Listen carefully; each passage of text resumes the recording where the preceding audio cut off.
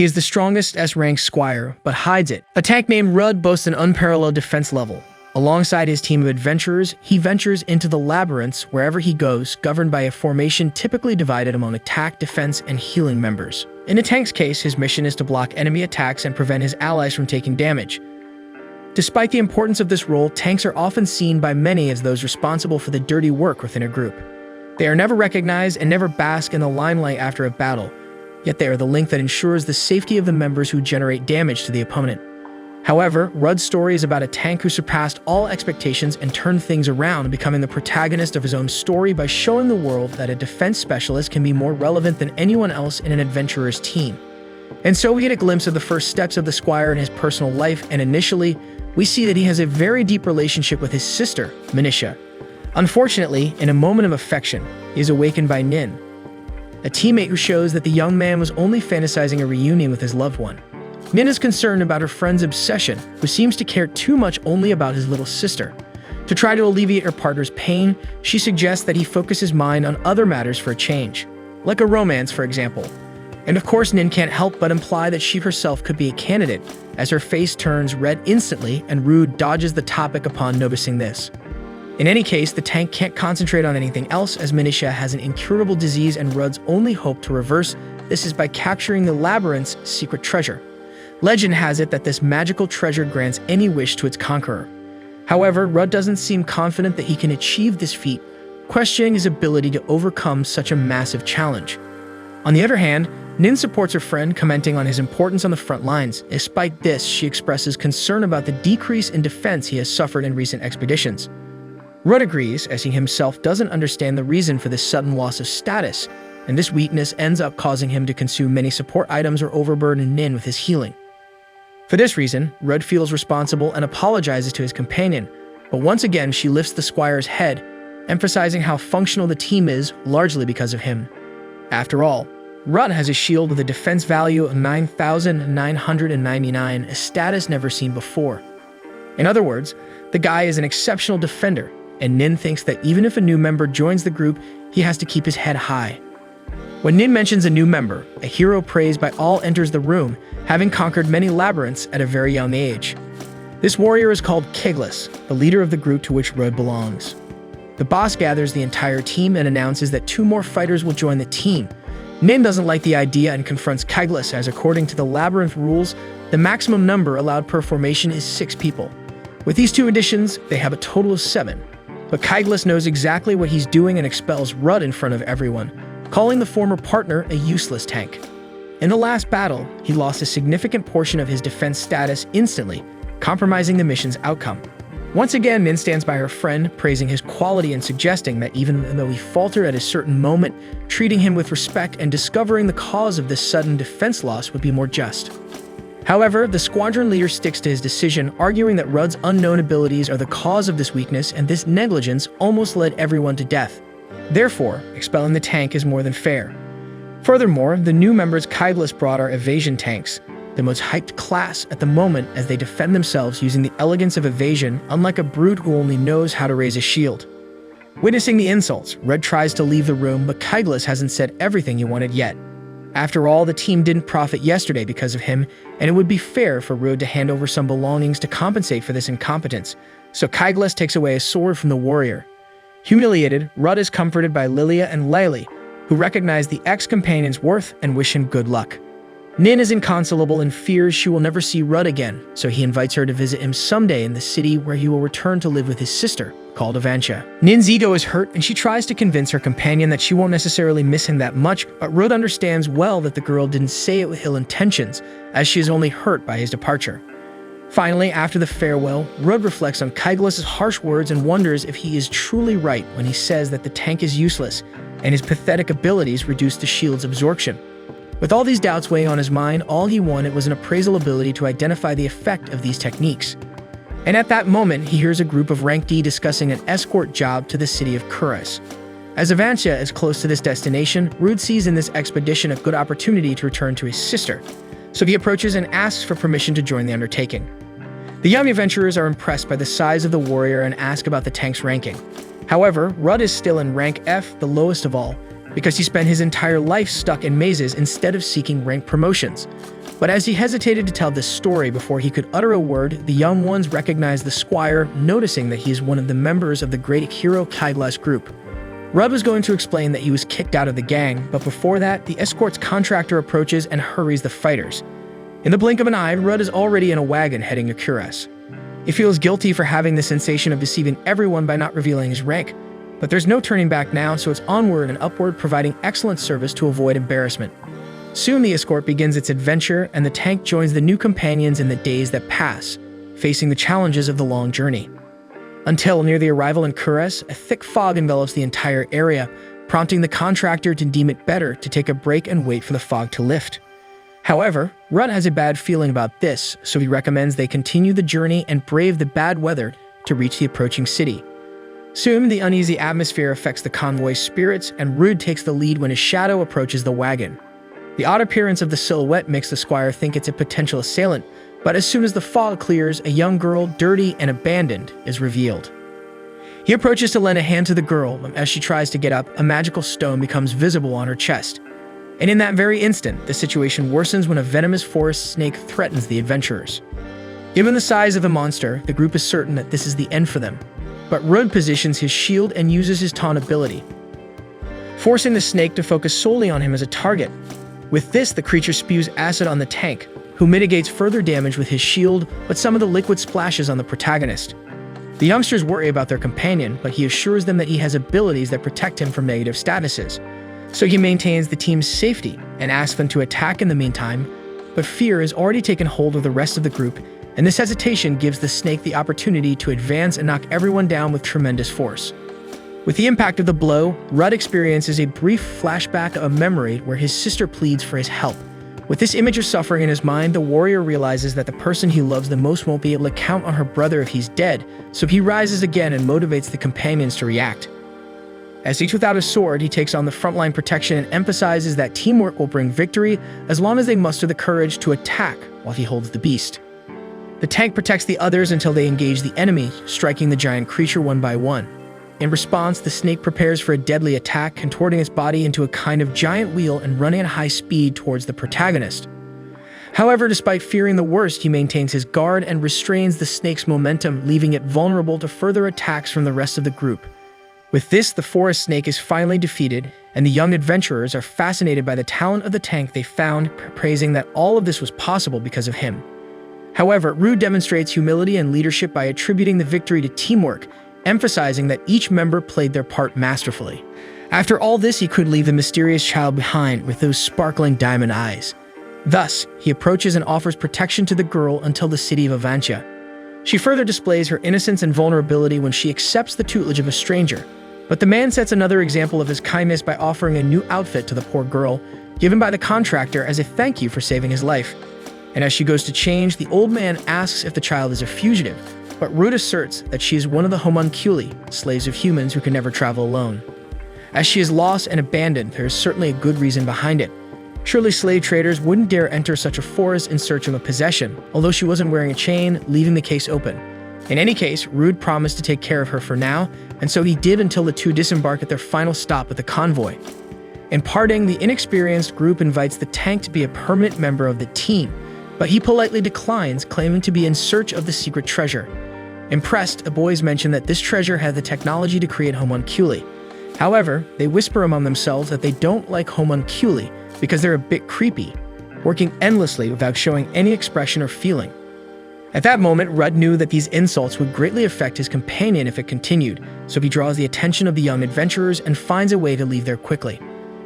Finally, everyone says their definitive goodbyes, and on the way to the city, Rudd introduces himself to his new friend and asks her to return the gesture. However, she reveals that she has never been called in any way. Thus, Rudd grants the girl an affection she has never had in her life and presents his companion with a name. In that moment, she found herself amidst a rain of Lunafia petals, and the Squire decides to call the young girl Luna from that moment on.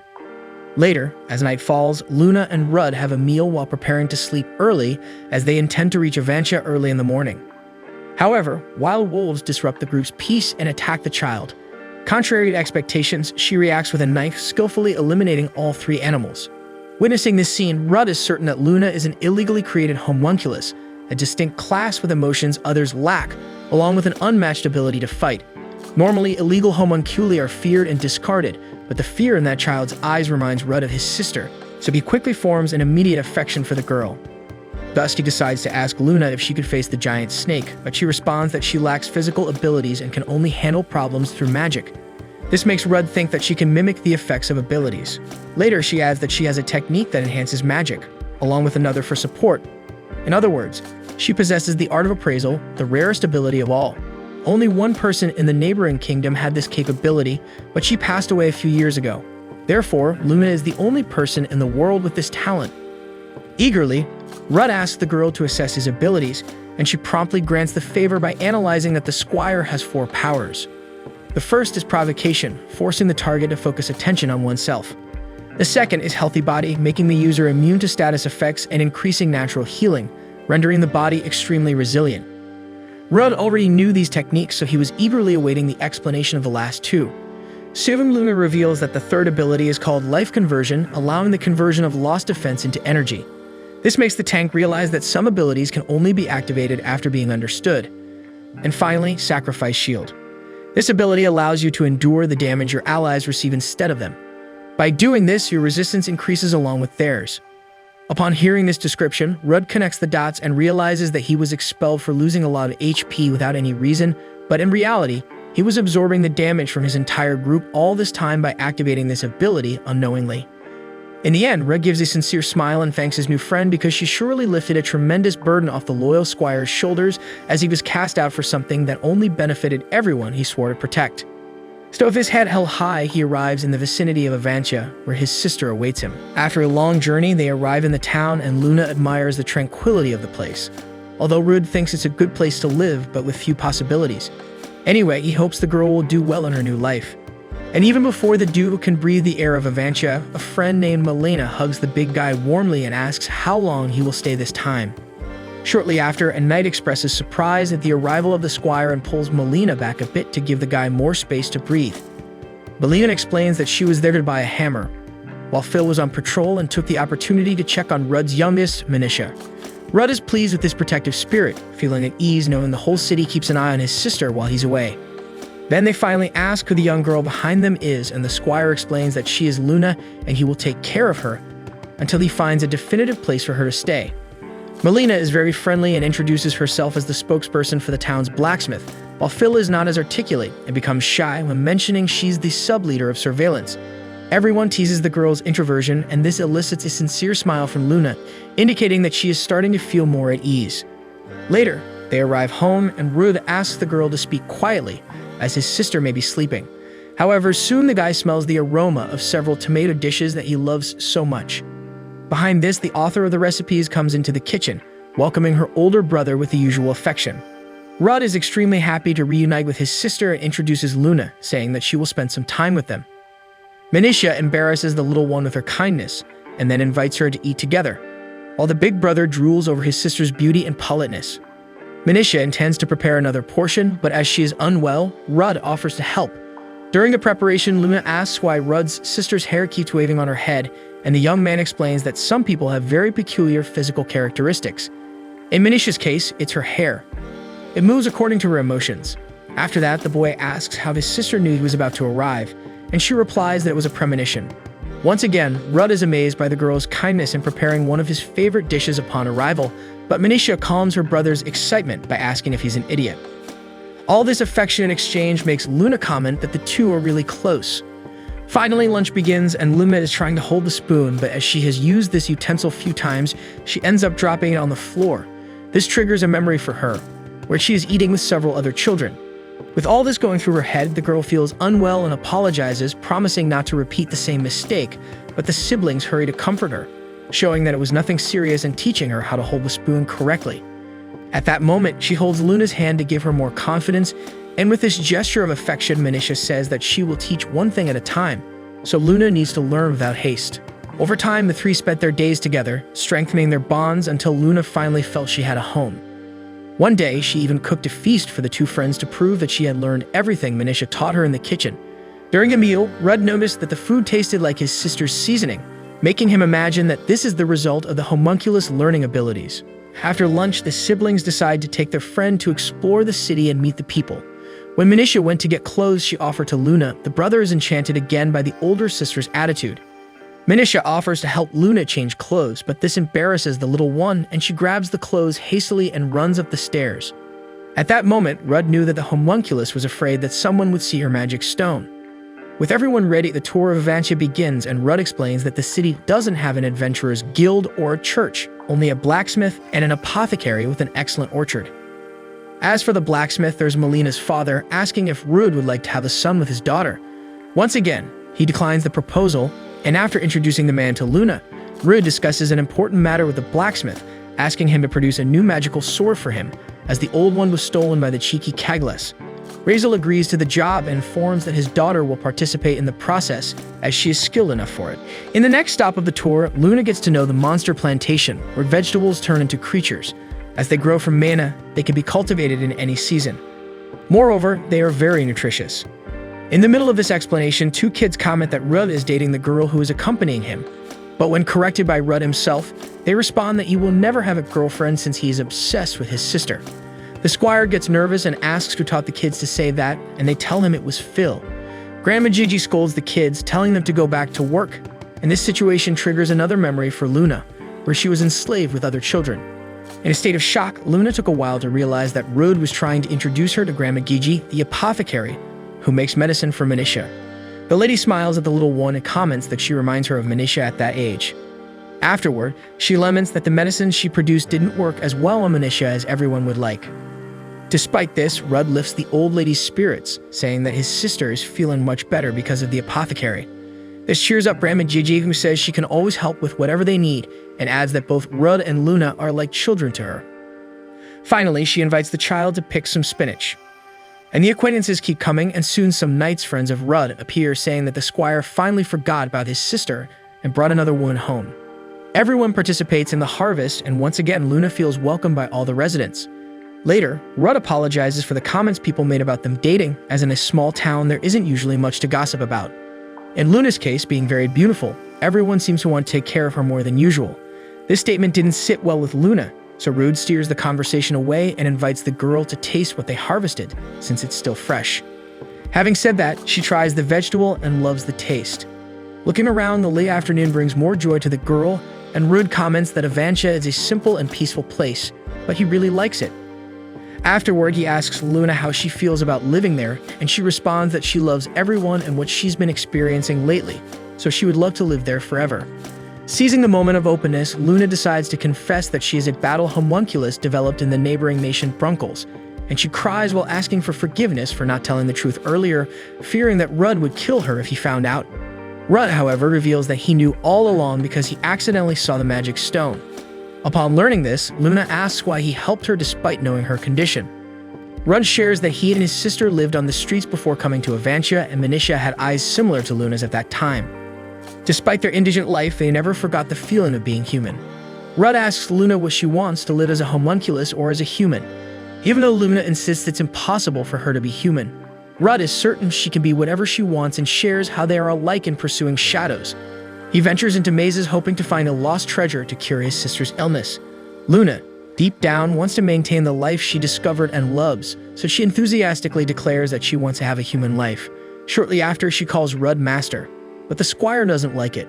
Despite the turn, Luna says she feels she should call him that, so Rudd doesn't contest, just accepts. Next, Luna feels she should tell her other great friend, Manisha. As soon as she arrives home, she confesses without hesitation, admitting she is a homunculus. Manisha shows no prejudice and innocently asks if Luna would still like to be her friend even after her confession. Luna becomes emotional with her friend's reaction and hugs her. Then she asks if Manisha knew this from the beginning, but Rudd's sister responds to her brother, stating that he always helps people in need, and he has always been like that.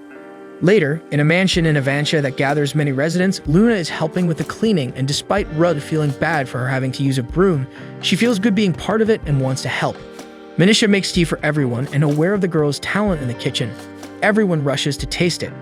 One of them even feels good being the first to try the girl's tea. Phil, also drinking with them, comments again that Rudd is really obsessed with his sister, and the tank takes the opportunity and asks the woman to stop saying that to everyone. Despite this, the youngest sister joins the conversation and agrees that her brother worries too much about her. Manisha takes the chance to reveal she is ill, But that doesn't mean Rudd has to devote his entire life to her problem. Shortly after, one of the tank's old colleagues challenges him to a one-on-one just like in the old days. So after Rudd fights with Phil, the two of them are about to face each other. Thus, the duels are about to begin, and the two fighters are excited about the chance to show some things they couldn't do in a simulation. Phil suggests a victory rule, stipulating that the fighter who loses the most defense points loses the fight, and Rudd accepts the conditions. When the duel begins, neither of them takes the first step, as they are not exactly the type to rely on massive attacks or absurd speed. Still, someone needed to advance, and Phil is the one who steps up, attacking with her two-handed sword and showing Rudd that the woman's hand is heavy, so he can't let his guard down. He knows that if he takes a hit like that, he won't be able to get up again. For this reason, he continues to defend himself until he can think of a counterattack strategy. Interestingly, Avantia's guards are usually young people who don't have much space elsewhere and end up in the city's defense corps. But in the case of these two, the story is different. Both are well known for being extremely skilled, so Rudd and Phil are clear examples of a duel that is always interesting to watch. Phil delivers another powerful blow to the Squire, and the force unbalances him. Feeling confident, she delivers another blow to knock Rudd down. But as he is aware of his new abilities, he raises his shield to drain the attacker's defense.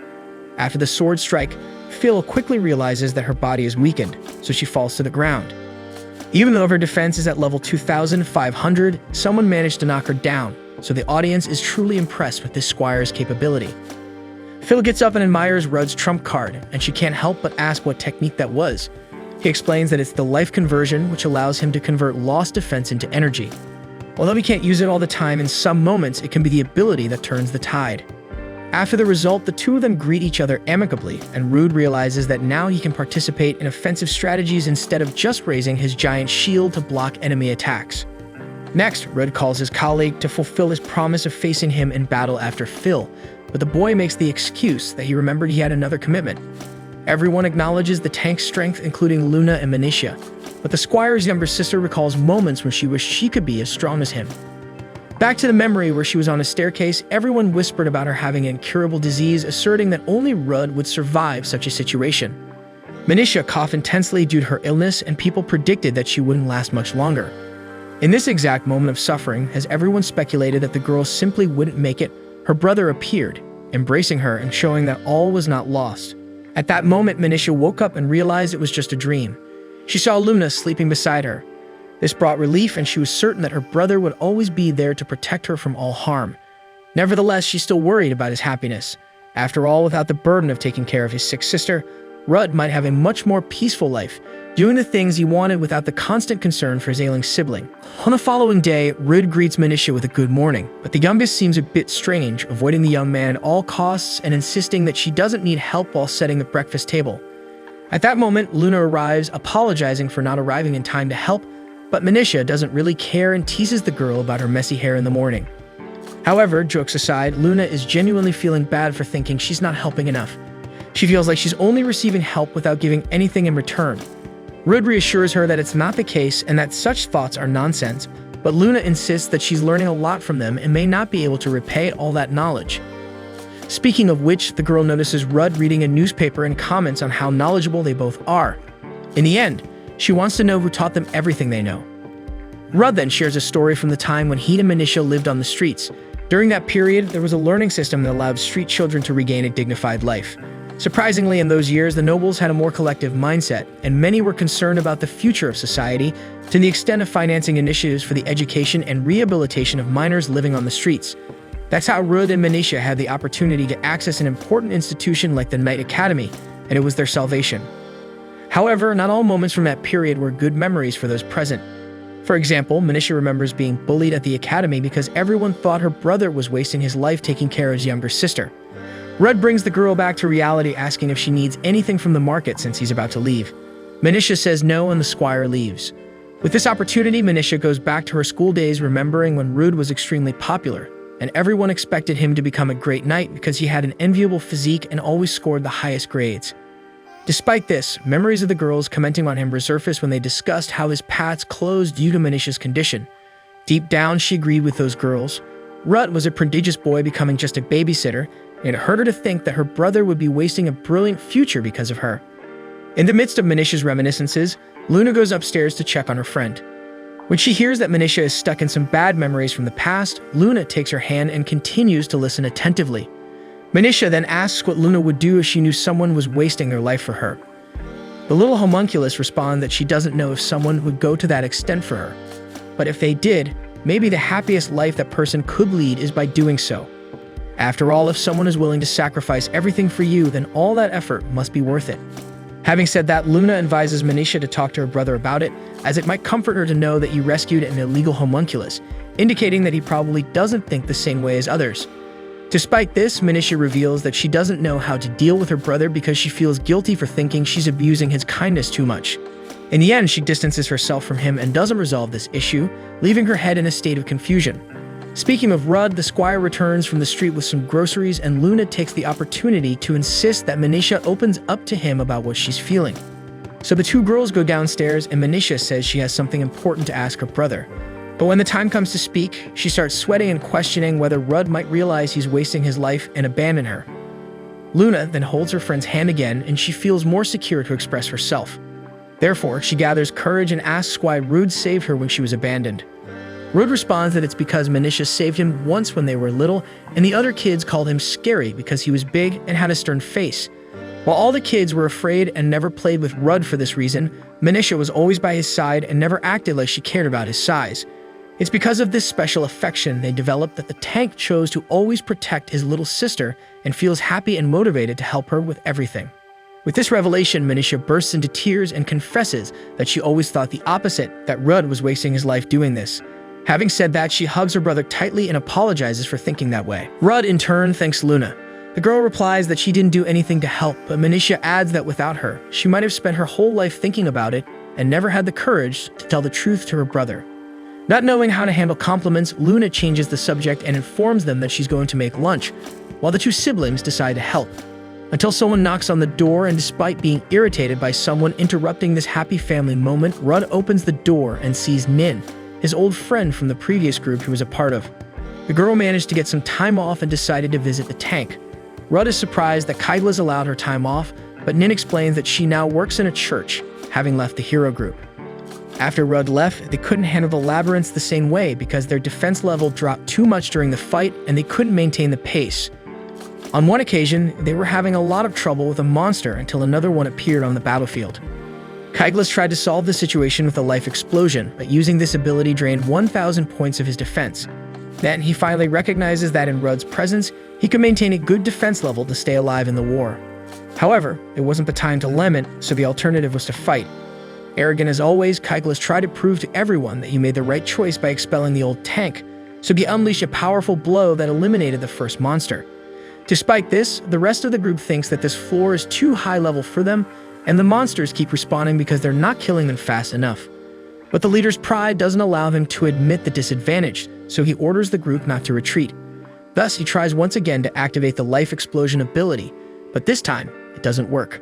Next, the creature gets Kaiglas with its axe and eliminates his entire defense. Thus, the knight was completely exposed to the attacks of that gigantic monster, so he tries to escape like a rat, but the monster is faster, and with the first punch Kaiglas takes, his body suffers from broken bones and seriously affected joints. Lying on the ground and completely helpless, Kaiglas begs for his life until his group rescues him and leaves the dungeon. On the next day, the team leader belittles the evasion tanks, shouting that they tarnished his reputation by not meeting expectations. The girls lower their heads and apologize, but Nin takes offense on behalf of her comrades and rebuts the leader, stating that the fault lies not with them but with Kaiglas himself. He has become increasingly unproductive, wandering through the city's bars instead of training and strengthening his muscles and techniques. Furthermore, Kaiglas relied solely on the life explosion, but now that Rudd is absent, the leader can't maintain the same form as before, leaving the rest of the group in the lurch. Since Kaiglas' ability intensity depends on defense loss, the day the strongest blow was dealt was when the tank lost all defense in the labyrinth. As the former comrade's defense was 9,999, Kaiglas' life explosion became ridiculously powerful. In other words, it was the Squire carrying the team, not the leader.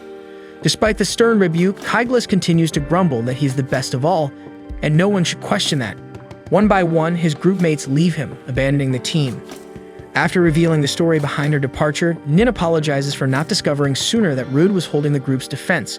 At the same time, Rudd feels guilty for not being aware of his own abilities, blaming himself for not discovering it in time. But Nin, not one to cry over spilled milk, tries to focus on the present and forget the past. Soon, she meets the other residents of the house and after introducing herself, announces that she will spend a few days in the city checking out the orchard, so they might see each other around. However, upon hearing that Nin would be staying in Manisha for a few days, Rudd warns that there is no suitable hotel in the area for accommodation. Manisha offers the girl to stay at their house, even in her own room. Hearing this, Rudd warns that the girl is the daughter of a duke, so she might not accept just any place to stay. But the noblewoman doesn't like being treated that way and argues with Rudd for the way he spoke of her, only to accept his sister's invitation right after. In the end, it is decided that Nin will stay in Rudd's room while the tank sleeps in the living room. However, the healer insists that she wouldn't mind sleeping with the Squire. Rudd immediately asks the girl to stop playing around with such things, and she laughs, but then admits that she would in fact like it if he wants it too. Despite the high spirits, Phil knocks on the guy's door, bringing trouble, warning that a never-before-seen monster has been found in the orchard. So everyone heads to the conflict area, and the creature's trail could be seen everywhere, with fallen trees in every corner. Rudd apologizes for involving Nin in the mess, but the healer insists on reminiscing about the old times with another group fight. In the next moment, they see the monster, and no one knows exactly if it's a wolf, a bear, or whatever, as the creature's magical essence disguises its true form. For this reason, Nin dispels the creature's black miasma and reveals its identity. However, despite the effort, Rudd comments that the biological structure of this animal doesn't resemble anything he has seen before, giving the impression that the magical essence has taken over it, manipulating even its body. Despite the mystery regarding this enemy, Phil's father goes crazy and charges at the monster, only to get a swat back that throws Vuld far away. While the old man apologizes for his impatience, Rudd sees the monster attacking and uses provocation to draw the opponent towards him.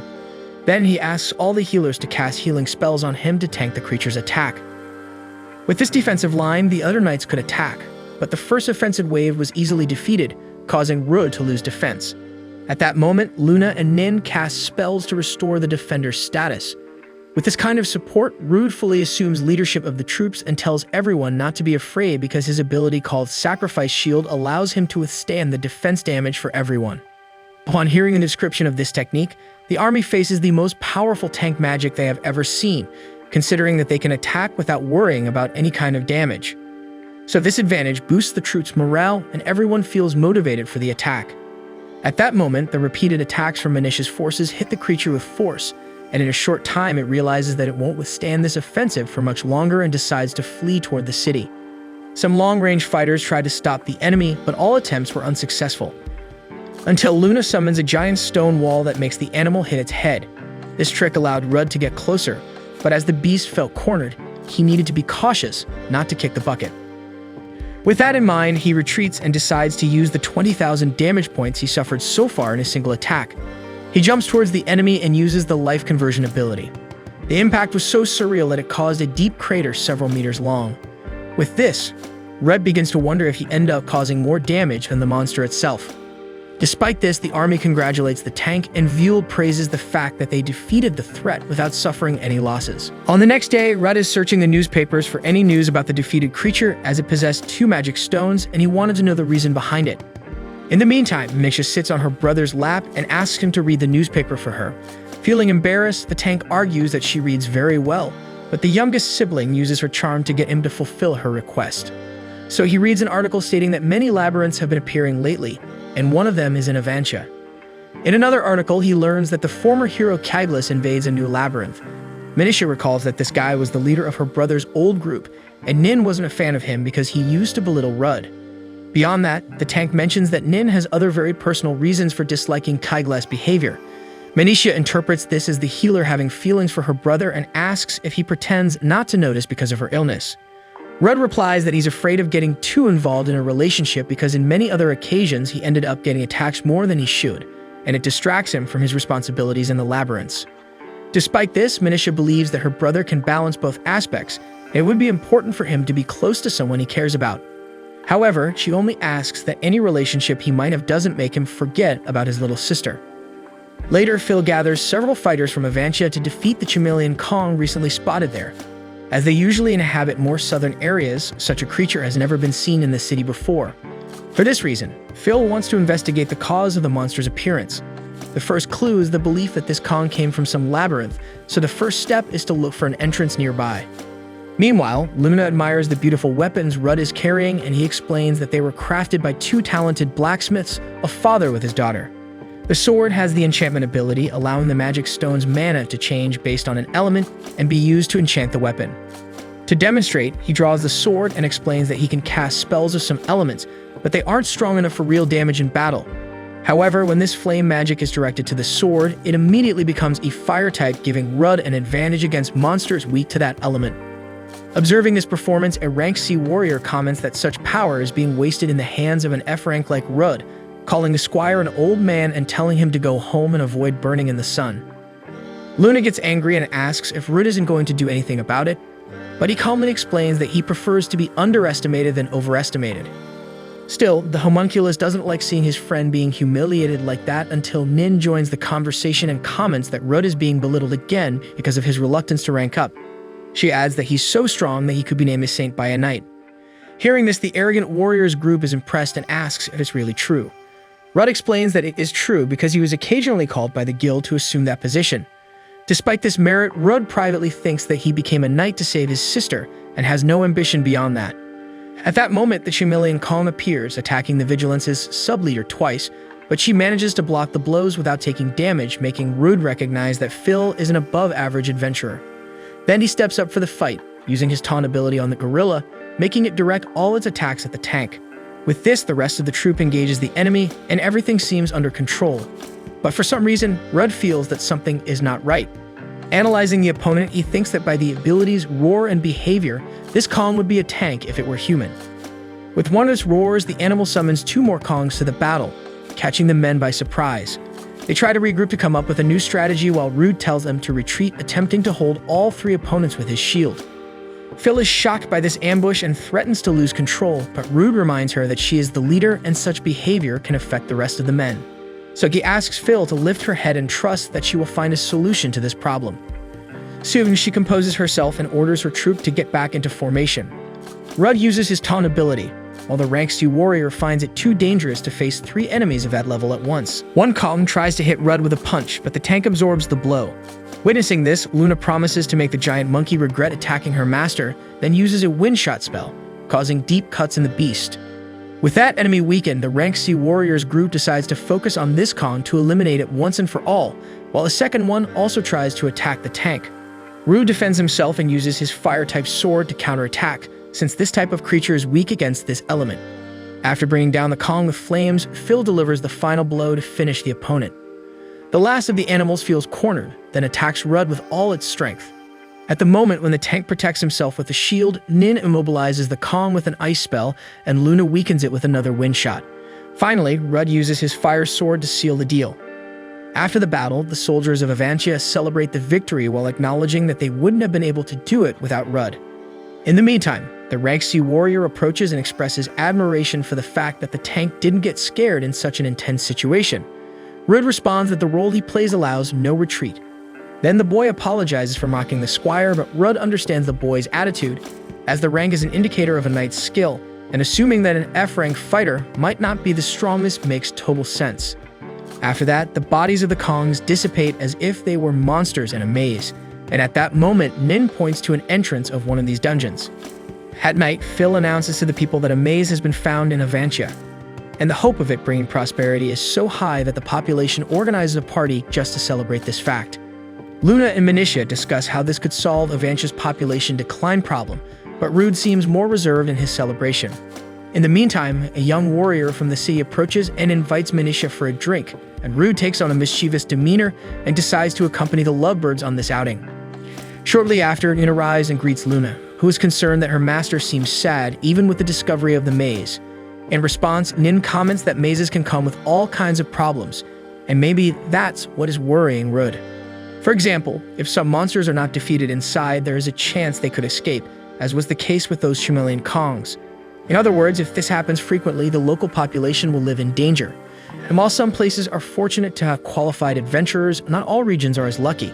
In some instances, there are so many lousy adventurers that some of them even become stalkers of the city's beautiful girls. Hearing this, Luna asks how adventurers should organize themselves to prevent such things. Rudd interrupts and explains that they should form clans, which are the assembly of various groups.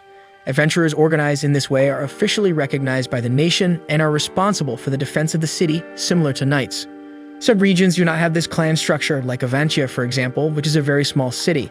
In these cases, ill-intentioned adventurers may emerge and worsen the situation with the maze. Despite this, Nin makes it clear that she will always be there to protect Rudd in any dangerous situation. And then Phil takes advantage of having had a few extra drinks and cozies up to the tank. The next morning, Rudd is on patrol when he encounters two young people ready to fight. He cracks his knuckles and asks if they're really going to do this, causing the two kids to run away. Soon after, Nin arrives, praising her friend's morale, and joins him on duty. While walking through the streets, they see that the city is already full of new adventurers, many of whom know Rudd and Nin, greeting them and thanking them for the work they have been doing. However, the moment of peace ends when another fight breaks out nearby. This time, Boo, the third of the Black Dragon Fang, and Gurley, the third of the White Tiger Claw, both A-rank adventurers, are face to face. Knowing that a fight between fighters of this level cannot end well, Rudd asks the two to calm down. Despite this, the opponents are determined to defend the honor of their clans. Before getting into a fight, Boo asks Rudd which of the two clans has permission to enter the city. The tank responds that neither of them does if they continue causing trouble for no reason in Avancia. This blunt response infuriates one of Boo's subordinates, who attacks Rudd. Rudd easily grabs the kid's arm. Next, Nin clarifies to the two A-rank adventurers that they need to resolve the situation peacefully, or she won't be as patient as Rudd. The Squire himself states that this city has rules, so if they choose to fight, they will also have to face him. This is enough for the adventurers to back down and apologize, only to then invite Rudd to join their respective clans, causing another beginning of a dispute. But soon Rudd draws the attention of the two again and tells them to leave. As they leave, the Squire acknowledges that adventurers organized in clans are more aware of when to respect rules, unlike wandering adventurers. Nin comments that she was surprised to see those two trying to recruit Rudd, and he explains that he has no intention of joining any group. He once sought a clan that could function as a family, but that time has passed. In the meantime, a soldier summons Rudd to the headquarters because Vuld, Phil's father, wishes to speak with him. Upon arriving there, Rudd is informed that the lord of the city has contacted Vuld. Upon learning the latest news from Avancia, he decided to give the adventurer tank two options for the path in the region. The first option is to form a clan and lead it, as all the inhabitants recognize Rudd as an important and protective figure, worthy of the trust of the population. Rudd considers refusing the proposal for fear of losing focus on Manicia's healing. However, at the same time, once she recovers, Rudd would love to have a peaceful life in this quiet city with his sister. Before he can elaborate further on his reasoning, Vuld informs him that the second option is to destroy the Avancia maze. Despite being an indicator of prosperity, gaining resources from this type of dungeon requires precautions that Avancia cannot manage at the moment, considering the kingdom is suffering from multiple mazes simultaneously, and having one open and unprotected is a significant risk. Therefore, if Rudd does not want to form a clan and manage the city, the Lord asks the Squire to join the expedition into the Avancia maze. Despite the pressure, Vuld makes it clear that Rudd doesn't have to make this decision now but wants an answer as soon as possible. So the tank sets out while reflecting on the situation until he comes across two other men looking for a fight. Rudd tells them to stop, but this time, the troublemakers don't pay much attention to the adventurer. This makes him consider that only leading a clan could give him the prestige necessary to become an undisputed authority in Avancia. Furthermore, Luna arrives running and asks Rudd to come home right now because Manicia is very ill. Upon entering his sister's room, Grandma Jai is taking care of her and informs him that Manicia has only had a slight deterioration, but nothing to worry about. With this, the girl finds her brother's excessive concern amusing and asks him if the city is okay, but Rudd doesn't want her to worry about it and asks her to rest for a while. As soon as she closes her eyes, Rudd reflects that he cannot stay away from Avancia for too long if he is the leader of a clan, and perhaps this will prevent him from finding the secret treasure, which will allow him to use the granted wish to heal Manicia.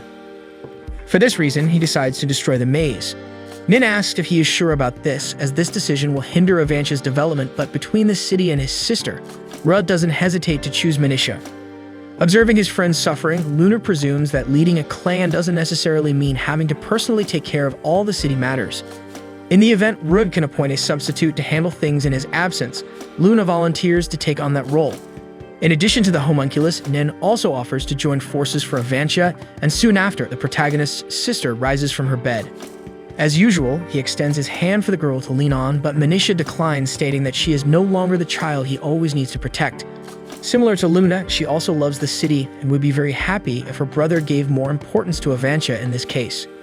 With that, Rudd makes his final decision and resolves to give his utmost to protect both the city and his sister simultaneously.